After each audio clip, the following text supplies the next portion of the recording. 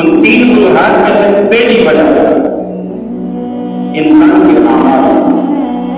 انسان کو جو تکلیف پہنچتی ہے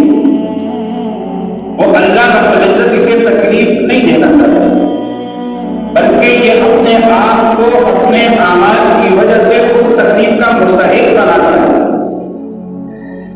اللہ کے بندے سے محبت کر کے اسے تکلیف نہیں دینا چاہتا، لیکن یہ جب اس کی نافرمانی کرتا ہے تو اللہ رب العزت فرماتے ہیں فَلَمَّا آسَفُونَا انتَقَمْنَا مِنْهُمْ، جب وہ ہماری نافرمانی کرتے ہیں ہم ان سے انتقام لیتے ہیں۔ ظَهَرَ الْفَسَادُ فِي الْبَرِّ وَالْبَحْرِ بِمَا كَسَبَتْ أَيْدِي النَّاسِ، خشکی اور تری کے اندر جو فساد ظاہر ہوتا ہے وہ انسان کے اپنے ہاتھوں کا کیا درا ہوتا ہے۔